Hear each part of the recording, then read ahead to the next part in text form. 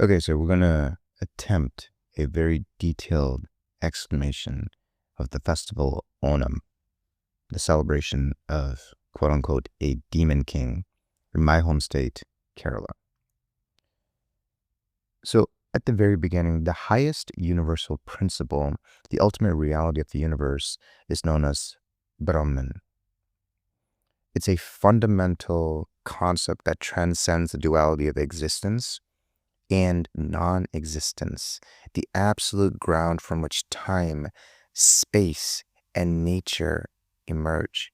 It's unchanging and eternal and exists beyond all boundaries and constraints. In Hinduism, there's a lot of this. It transcends all limitation and thus defies complete description or categorization through our language. So this is kind of where we start, and it highlights the incredible complexity of all the different belief systems that comprise modern Hinduism, which is ultimately probably a syncretization of the Indus Valley civilization's beliefs, the Vedic belief system, and all the local deities that got kind of merged in modernity. So everything starts with Brahman, which is the creative principle which lies realized in the whole world. It's a key concept found in all the Hindu texts, and it really is important to understand that this truth, consciousness, bliss, this unchanging, permanent, high reality, it's the non-physical, efficient, formal, and final cause of all that exists, the pervasive, infinite, eternal truth. And this is where everything starts. And this concept is tied closely to the principle of Atman, which is the true innermost essence of self of a living being, also conceived of as eternal and unchanging.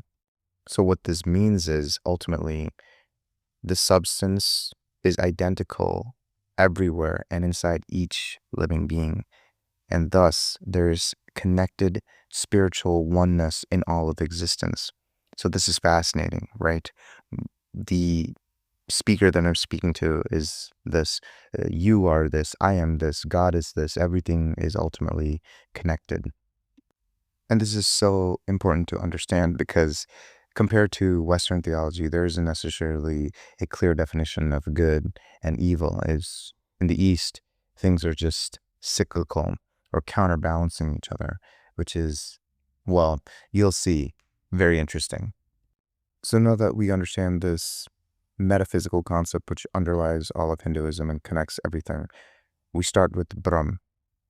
He is the creator within the Trimurti, which is the Hindu trinity of supreme divinity, and he's associated with creation. He is the creator. Emerging from the golden egg, Hiranyagarbha, he creates Manasaputras, or mind-born sons, to help him with the creation of the remaining universe. Among these creations, he creates the 10 Prajapatis, or rulers of the world, from his mind, and 9 from his body. Marichi is one of the Manasaputras of Brahm, so essentially his son. Now, sages are known as rishis in Hinduism, and there's a group of them called the Saptarishi, the 7 ancient revered sages of the Rig Veda, which is one of the first important texts in Hinduism. The Vedas have commentaries on the ancient Vedic religion, so rituals, ceremonies, sacrifices, symbolism, philosophy, and spiritual knowledge.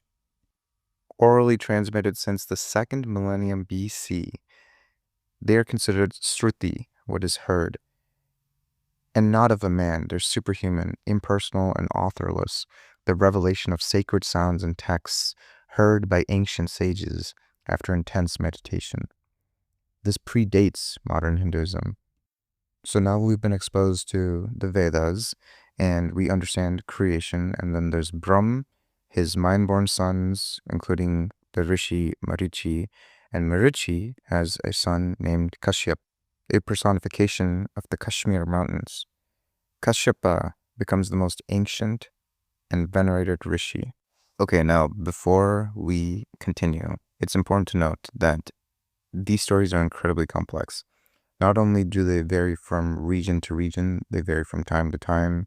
Different deities gain prominence and absorb the stories and legends of other deities. Then, to complicate it even more, there's incarnations. There's multiple manifestations of each being. So there could be multiple Mother Earths, multiple moons, multiple solar deities. So it's all complex. This is just one interpretation of the story, and definitely edited for simplicity to help understand and contextualize where we're going. So bear with me, and I'm open to all of your comments on all the other legends and versions. So we're at Rishi Kashyap, who is the grandson of Brahm the creator. Kashyapa is important because he marries 21 different women, and he basically fathers all the celestial races that feature prominently in the mythology. So he fathers the Adityas, which are the group of solar deities, the Rudras, who are sometimes the attendants of the king of the Devas, the gods, the Vasus, another group of deities typically associated with fire and light, attendants of the other supreme god Vishnu, who's the preserver. Remember, there's a trinity, and the preserver comes down to earth to help save it. The Maruts, who are the storm deities, the Danavas, the Nagas, who are the serpents slash dragons, the Gandharvas, who are the celestial musicians and singers, and the Apsaras, who are the beautiful celestial courtesans. 33 of these become the Devas, or the Hindu pantheon, the Hindu deities. I guess you could say gods. The 8 Vasudevas, so these are the deities of the material elements, like Dayas, the sky, Prithvi, the earth, Vayu, the wind, Agni, the fire, Nakshatra, the stars, Varun, the water, Surya, the sun, and Chandra, the moon. The 12 Adityas, which are personified deities, such as Indra, becomes king of the Devas. Again, Deva refers to the Vasudevs, the Adityas, and the Rudras. These are 3 separate races that end up being a pantheon of more benevolent deities. So there's 12 Adityas here, and then 11 Rudras. So, and then there's 2 Ashwins, they're twin solar deities. So this becomes, these group of children, these different races become the Hindu deities. And honestly, it's kind of a pick your own adventure situation here. You can be Hindu and be polytheistic, pantheistic, monotheistic, monistic, agnostic, atheist, or humanist, and still exist in the same religion, which is pretty neat. Okay, so now we're at the Devas, which is technically the 4th generation from Brahm, the creator. So it's Brahm and his grandson, the Rishi Kashyap, has all these children, and some of them become the Devas, which you might notice has some similarity with the Latin deus, which means God. And there's a lot of similarities across cultures here in the Indo-European pantheon of motifs. So for example, Indra, the king of the Devas, uses a lightning bolt, like his counterpart Zeus. Now, they have some half brothers and sisters too, right? Kashyap had many wives, and the other races that he begat include the Danavas and the Daityas, who become classified as a separate group, right? We have the Devas. This group is known as the Asuras. And already you'll start to see some similarities with other mythologies, such as Greek, in that the Devas could be seen as the pantheon, and the Asuras might be seen as the anti-gods or the titans. But here's where it gets complex. The Devas are also known as Sura. So Deva and Sura are essentially the same. The Devas refer to any non-Deva race as Asuras, a Sura, which is not Sura. And you'll notice that there are Asuras that are actually Devas.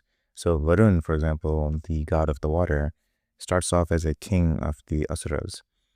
So traditional depictions of good and evil are extremely simplistic, right? In fact, both Asuras and Devas, these combination of races, they emerge from the same father, right? They kind of share the same residence, Loka. They eat the same food and drinks, Sama, and have the same innate potential, knowledge, and special powers.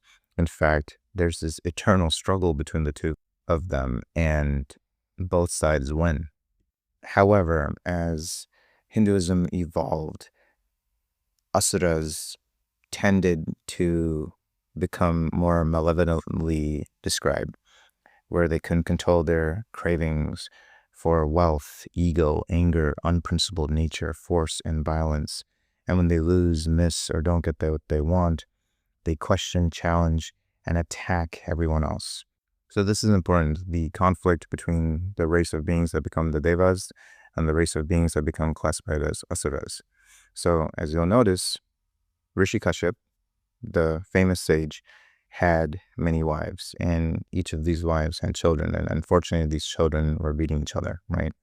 So Aditi, one of Kashyap's wives, was the progenitor of many of the devas, the beings that became the celestial, benevolent, if you will, beings. And his other wife, one of them, Diti, she was jealous that Aditya's children were beating her own. So she pleads with the Rishi for children, and he, through her, creates a race called the Daityas, which we will be focusing on. 3 prominent members, all of whom overran the earth and required the supreme god Vishnu coming down to earth to vanquish them.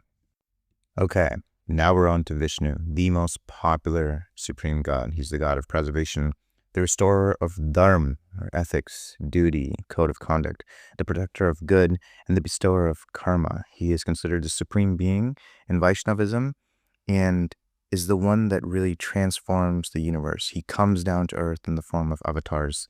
There are 10 that are extremely popular. The Dashavatar. The first one is Matsya, the fish, which drags the first man, Manu, to safety. That's in another podcast. Link it below, episode 34, What My Name Means.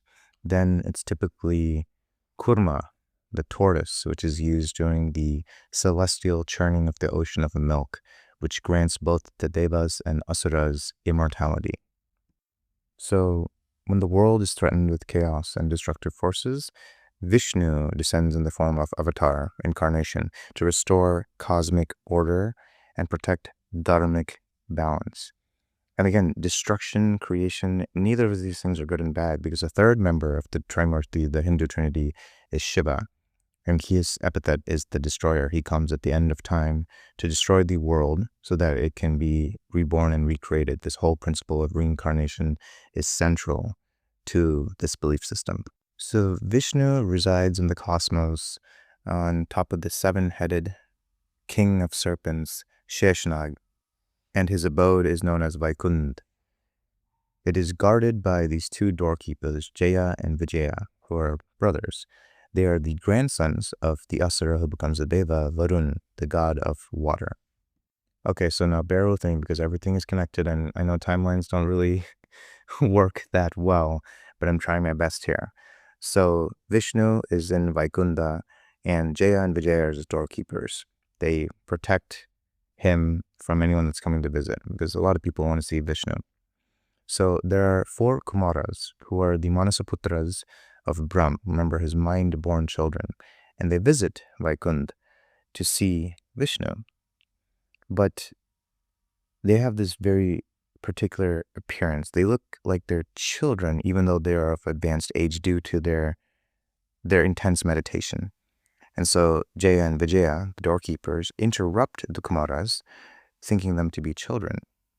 They tell them that Vishnu, Lord Vishnu, is resting and that no one can see him now.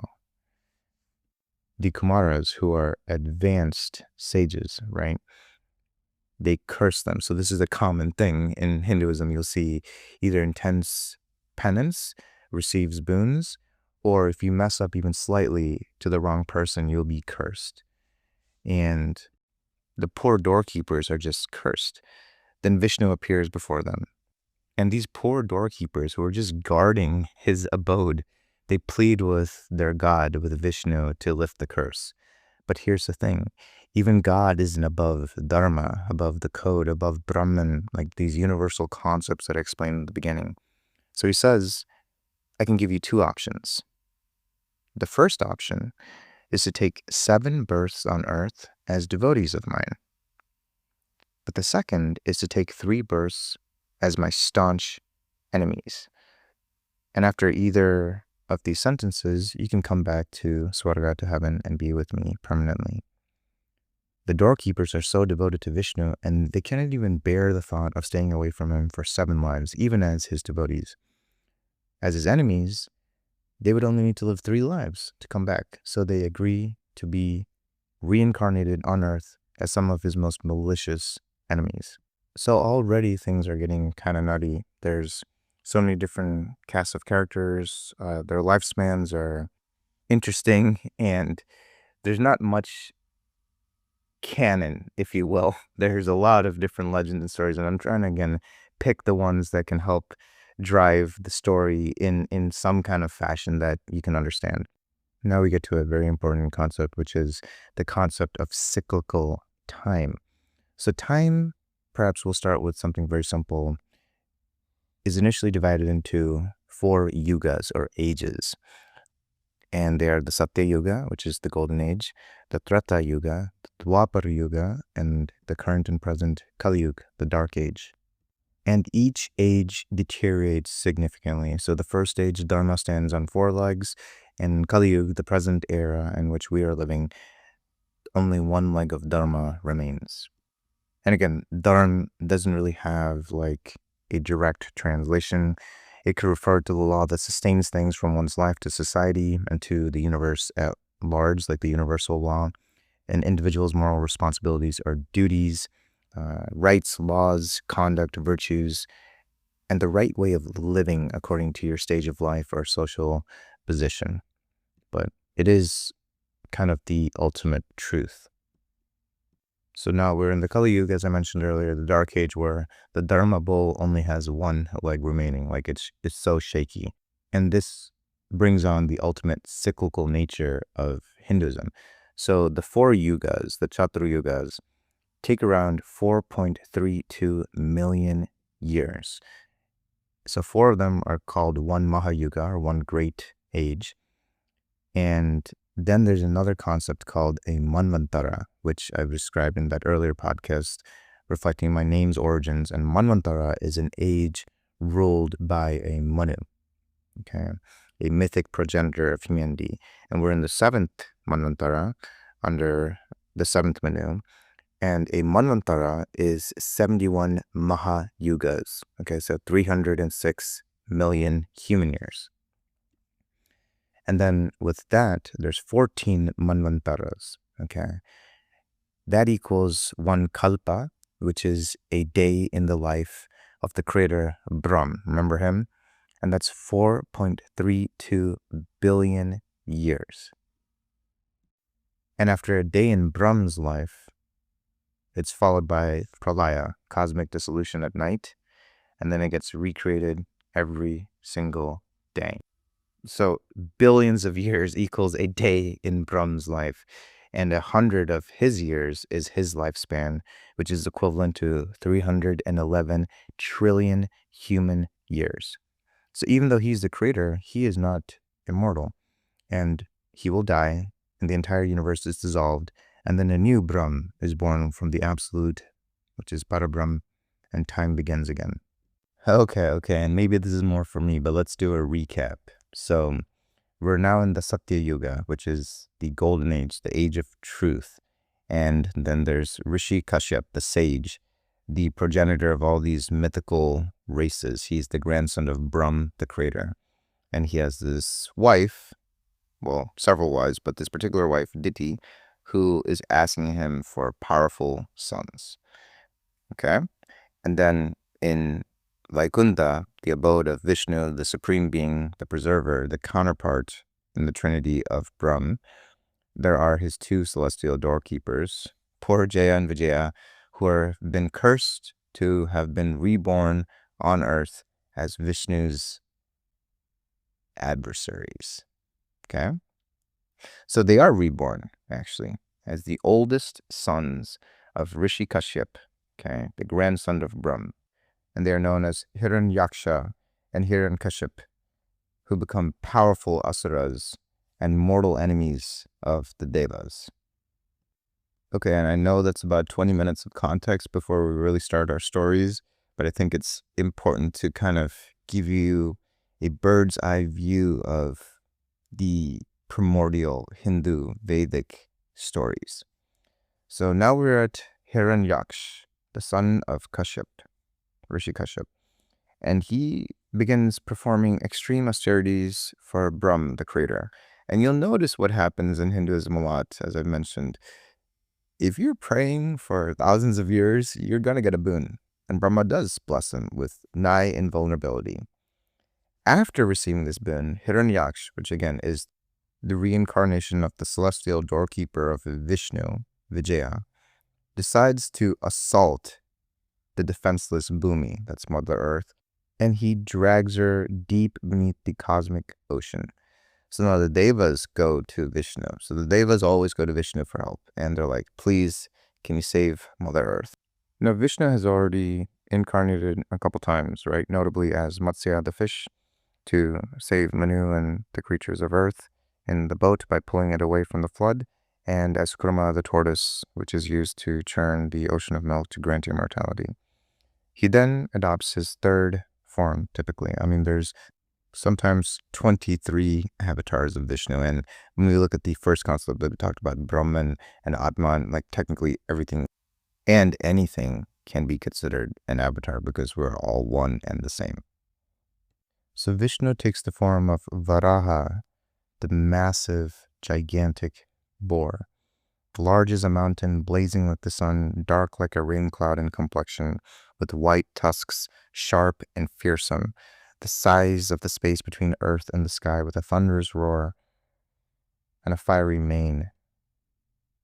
So Hiranyaksha has defeated all the gods and entraps the earth, right? So Vishnu, in the form of Varaha, comes down under the ocean into the subterranean realm and rescues the earth, Bhumi, by using his tusks to uplift the earth out of the water. He then takes battle with Hiranyaksh, and they battle for about 1,000 divine years, and eventually he wins, slaying Hiranyaksh, the son of Kashyap, and the incarnation of Vijaya, his doorkeeper. And already there's so much going on. This is a prequel to the prequel of the main story. And after rescuing the earth, Varaha sets up the 4 world elephants to support the earth because his tucks are actually too heavy for the earth. And he is supported here by the world turtle and the 7-headed Naga, his serpent, Sheshnag. An extremely martial and fearsome avatar, he defeats the rest of the Asuras using his tusks and kicking around. And then he works with Brahm to create natural features like mountains, rivers, oceans, and various beings to populate the earth after it has been submerged. So in many ways, this is kind of a creator myth. The word Varaha, of course, literally means boar, but can also mean to outdo, eclipse, surpass, to take away or remove evil or sin, to tear up the roots, or rain cloud. And rain cloud means the bringer of good things. But in taking the gray nature of all of this, Varaha takes as his consort Mother Earth, Bhumi, and one of their kids is actually Narakasura, who becomes a famous king, but an Asura king, who is slain by Vishnu's 9th avatar, Krishna, during the Mahabharata. So this is how the second son of Rishi Kashyap, Hiranyaksh, is killed by Varaha. And Varaha is the embodiment of the Supreme Being who kind of brings order amidst chaos in the age of truth, the Satya Yuga. And there obviously are some parallels with him being a sacrificial animal, right? And literally the symbolism of someone willing to go to the depths to do what is necessary to rescue Dharma, the right.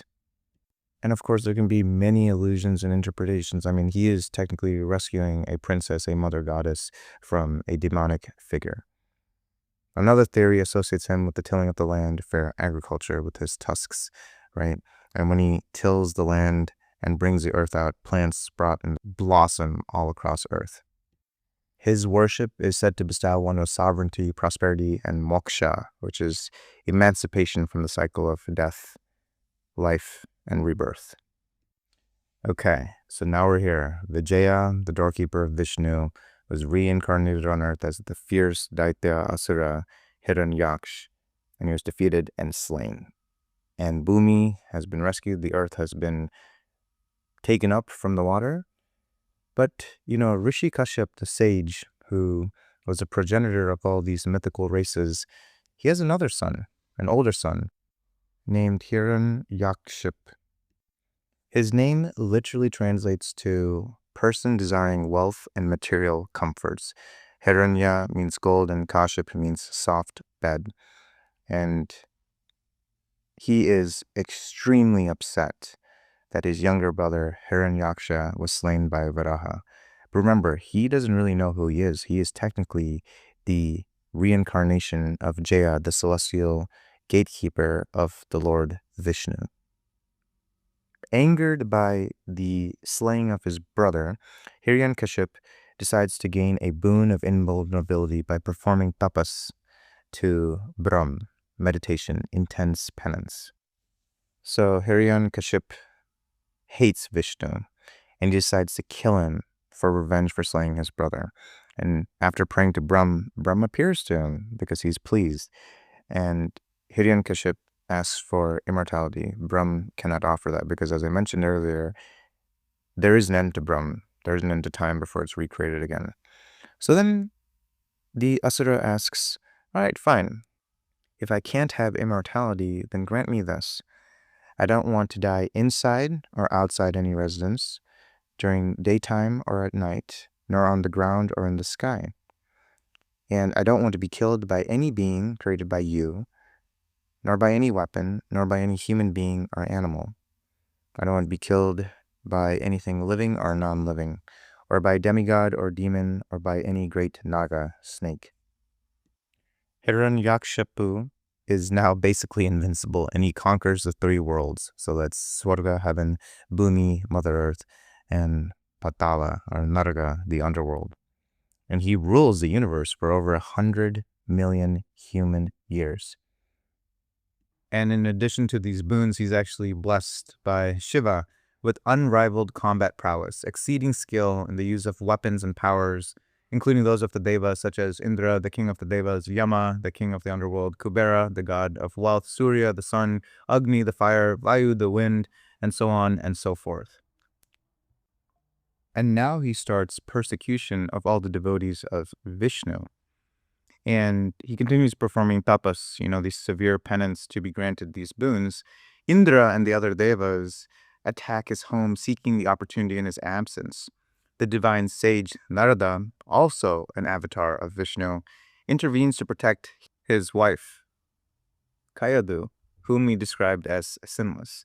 So Narada is the divine sage that travels all across and is well known for his wisdom. He sees a bunch of things that all the other devas don't. So Narada takes Hiranyakshipu's wife in his care, and while she is under his guidance, her son becomes influenced by the transcendental instructions of the sage, even in the womb. The child is born as Prahlad, who becomes one of the most devout followers of Lord Vishnu. Prahlad grows up to convert several asuras, which angers his father, Hiranyakashipu, who is the sworn enemy of Lord Vishnu. And he devises several schemes to get rid of him, but each time the young prince is saved by his devotion to Lord Vishnu.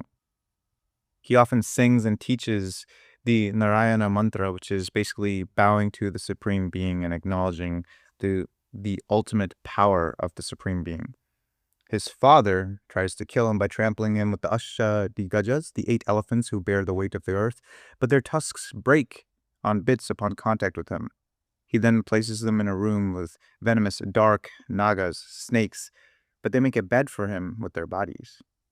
He was then thrown from a valley into a river, but was saved by Bhumi, the companion of Vishnu. Remember, in the previous avatar, Varaha, Bhumi is Mother Earth.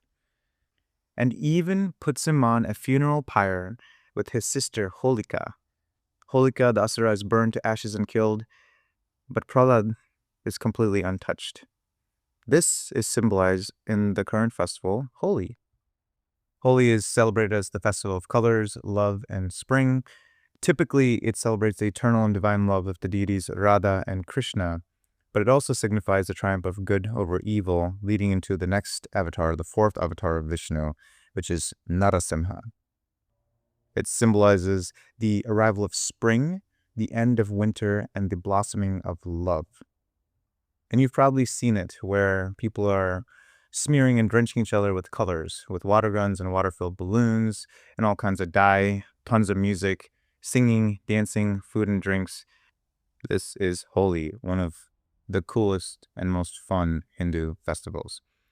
So the boy Prahlad is educated by Shukracharya. Acharya means guru, and Shukra is the personification of the planet Venus. But he's an asura, and he's the guru of the asuras. His father is completely bewildered by him because when he returns after his studies, he's even more humble and even more devoted to the supreme God. So he buries him under mountains, and even then Vishnu saves him. So, just again, context, maybe more so for me. Brahm has created the universe. His grandson, the sage Kashyap, is the progenitor of all the mythical races. There are celestial gatekeepers who are cursed to be born on earth to face Vishnu as enemies. And Hiranyaksha is the first of these, who's defeated by the third avatar of Varaha. And now we're in the reign of Hiranyakshikashipu, I hope I'm saying that right, who is persecuting all of Vishnu's devotees as revenge for his fallen brother, including his own son Prahlad. Okay?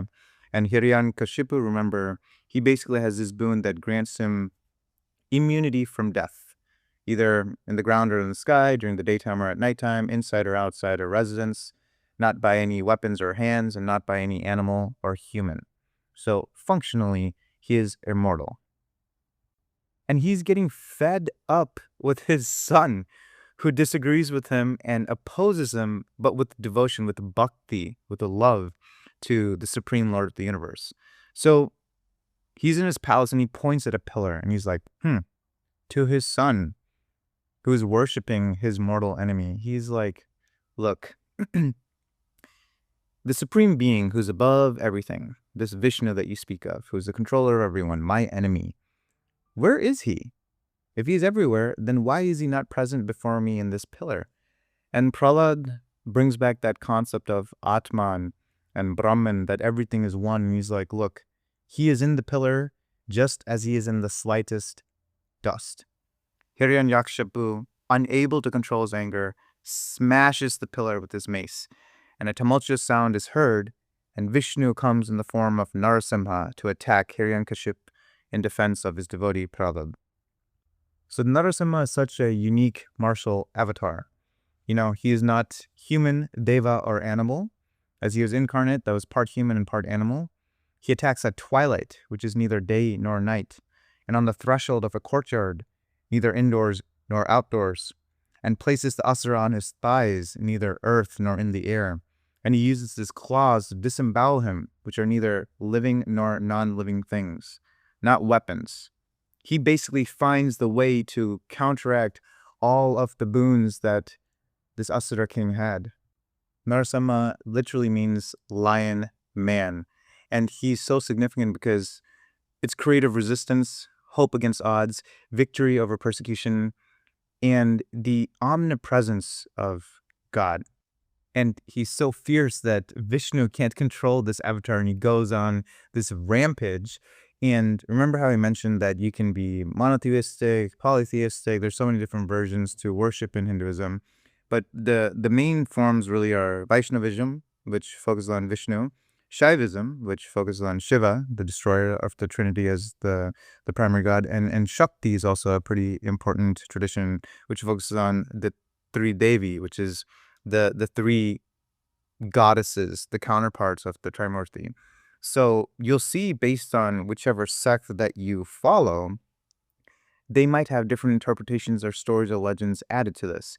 And one of the versions, or a couple of the versions, are actually Shiva and Kali. Kali is a form of Parvati, the fierce slayer of demons. They come down to face Narasimha. And in some versions, they defeat him. In some versions, they don't. But ultimately, Prahlad, his devotee, the son of his enemy, comes down to placate him. And that's how Narasimha is finally controlled, because his rage is so furious that it could actually destroy the entire world. So now Prahlad, the Asura of the Daitya race, becomes king, and he grows very powerful because he's so devoted. He enjoyed the love and respect of his subjects, and without even lifting a single weapon, he conquered the three worlds easily. Indra, again, the king of the Devas, runs away, but also asks Prahlad to teach him about religion, about Hinduism.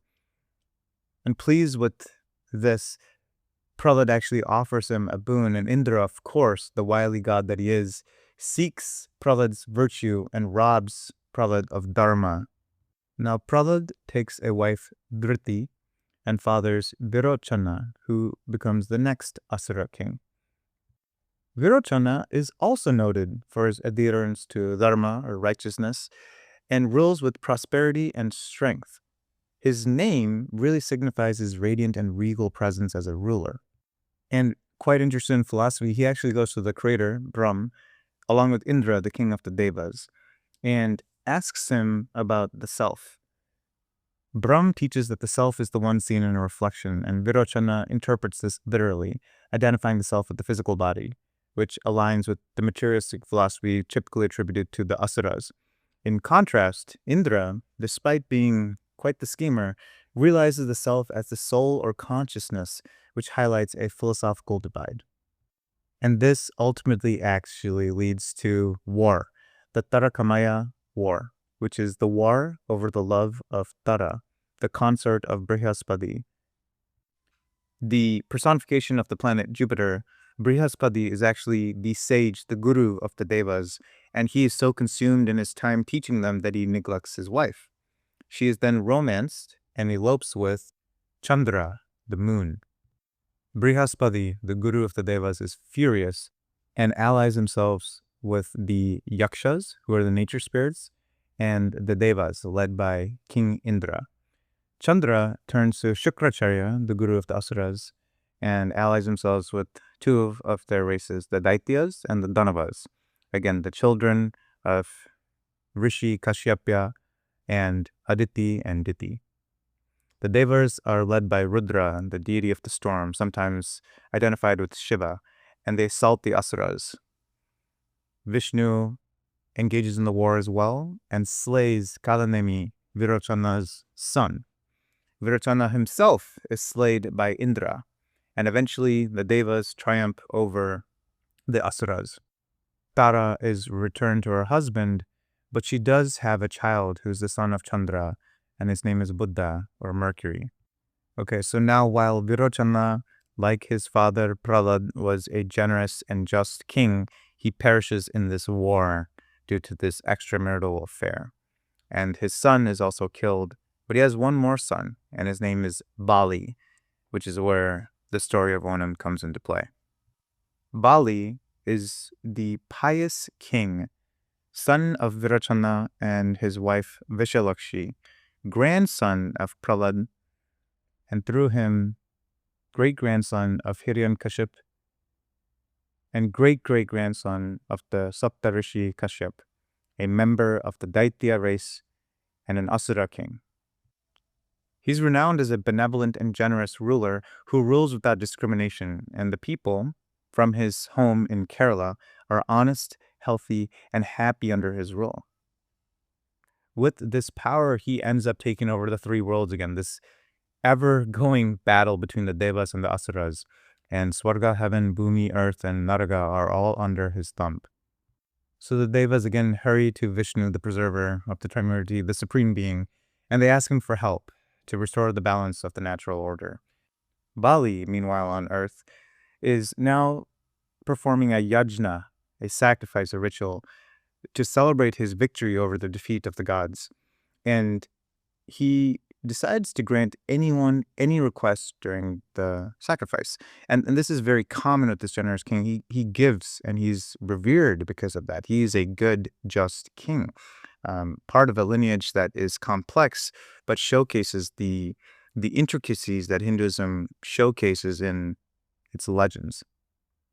So Vishnu decides to come down in the form of his fifth avatar, the first in the Treta Yuga, the third age, and this is Vamana, the dwarf, unassuming and not a threat at first. So Vamana comes, the dwarf monk, approaching Bali. And the king offers the boy anything that he wants: gold, cows, elephants, villages, food. But the dwarf replies that one must not seek more than what one needs. And all he needed was 3 steps of land, as much land that he could cover in 3 paces. Bali laughed and agreed. And that's when Vamana grows to his cosmic size as the supreme being Vishnu and covers everything. In 1 step, he covers Bhumi, earth. In the second, he covers Swarga, heaven. And then he's like, where do I put my 3rd step? The generous king, Bali, realizes that he's in the presence of the supreme god, and he offers his head for Vishnu to step on. And Vishnu steps on it and crushes him to the earth. Impressed by his devotion, Vishnu grants him a boon by which Mahabali could visit once every year his kingdom and his subjects, the people that he loved. He becomes a Chiranjeevi, a group of immortals that will guide the last incarnation of Vishnu. And this return to the land of Kerala to his subjects, this is the festival of Onam, Kerala's biggest 10-day festival, which celebrates the beginning of the new year. Originating as a rice harvest, it is now a cultural celebration that unites people of all faiths and represents harmony, prosperity, and the harvest. As with many stories, it's probably grown over time and is in part allegorical, where Bali could be the metaphor for the Thanksgiving offering after a bounty of rice harvest during monsoon, and Vishnu is the metaphor of the Kerala sun and summer that precedes Onam. Bali, despite being an asura, technically a quote-unquote demon king, for simplicity's sake, given that we've described the entire complexity of all these races here, he's known as Mahabali in Kerala, Maha meaning great, because he's considered a great king, a legendary ruler, and a very just and generous, kind person. Onam falls in the month of Chingam, which is the first month according to the Malayalam calendar, marking the new year, and it spreads over 10 days. The 10 days are known as Attam, Chitra, Chodi, Vijagam, Anaram, Trikata, Moolam, Puradam, Uttradam, and Tiruvonam. The first day is marked with the start of festivities at the Trikakara Vamnamurti temple in Kochi.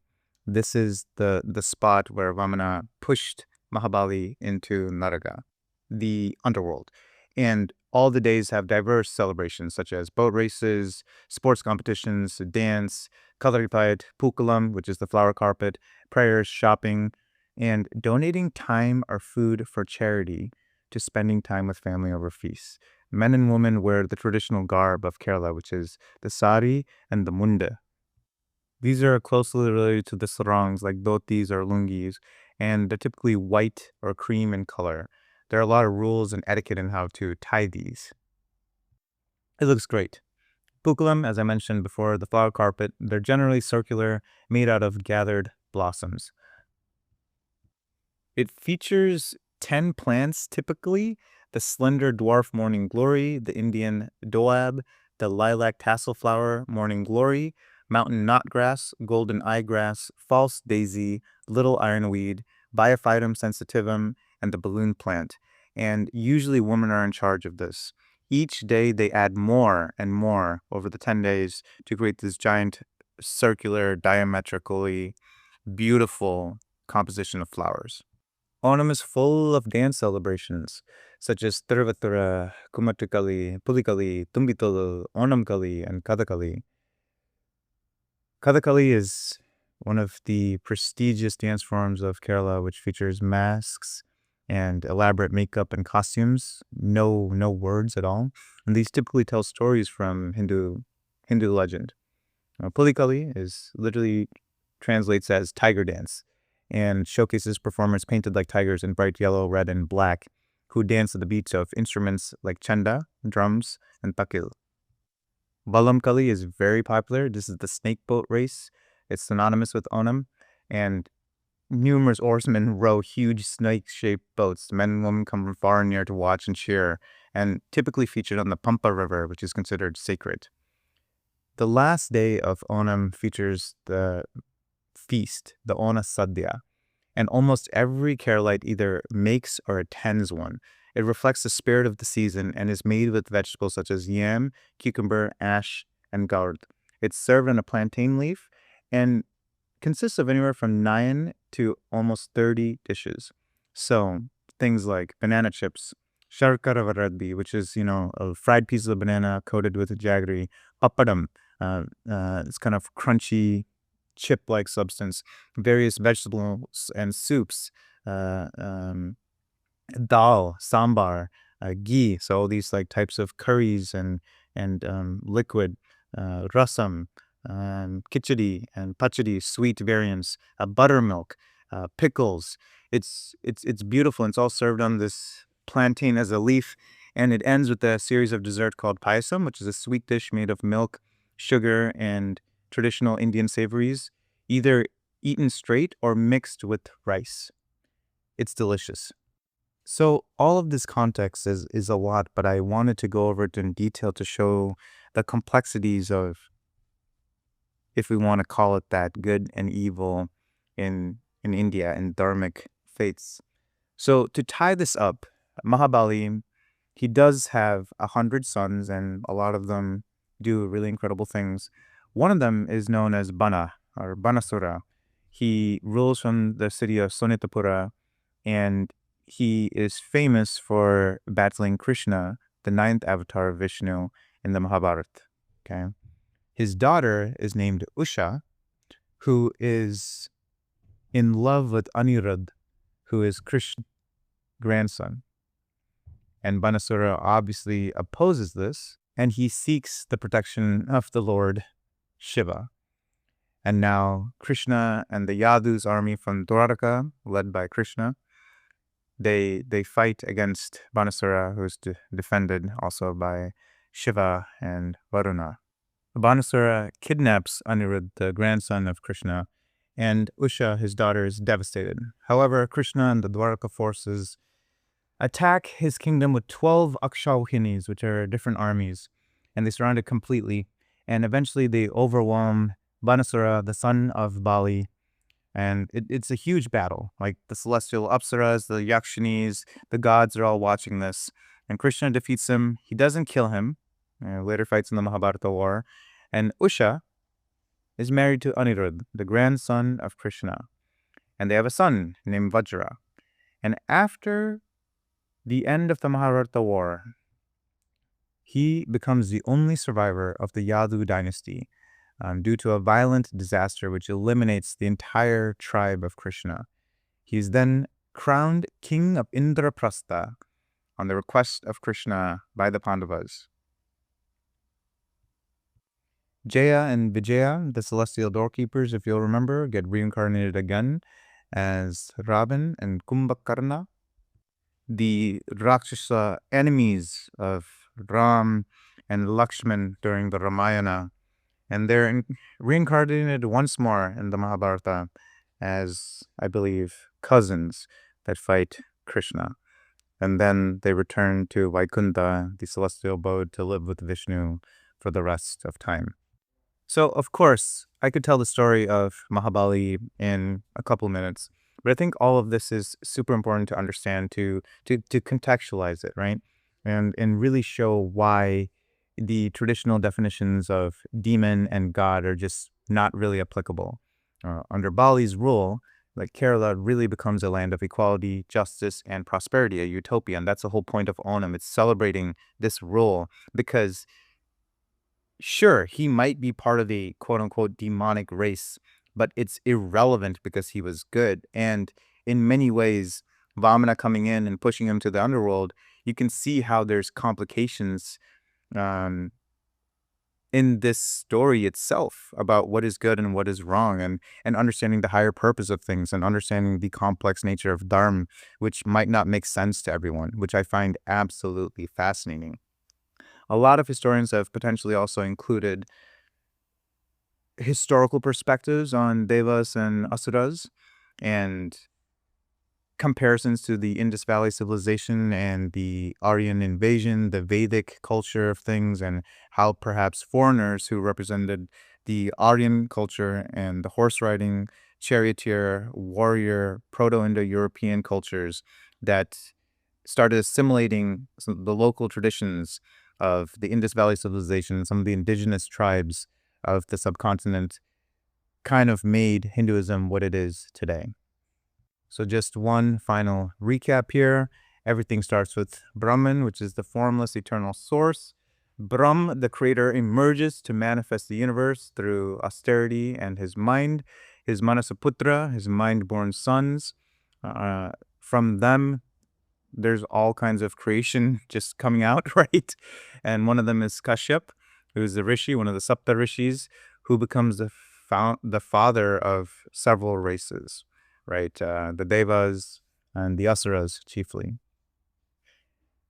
In heaven, the other part of the Supreme Trinity is Vishnu, the preserver, and he has doorkeepers that are cursed to be reborn on earth as his mortal enemies. Okay? Kashyap's son, Hiranyaksha. Whew, it's a mouthful. Hiranyaksha takes over the earth, submerges it underwater, and he's defeated by Varaha, the boar, the third avatar of Vishnu.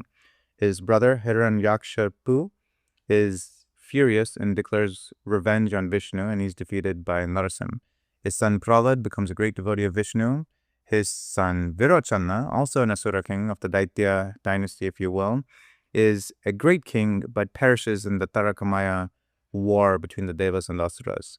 And his son, Bali, is where our story focuses on Onam, who is defeated by Vamana, the fifth avatar of Vishnu, the dwarf.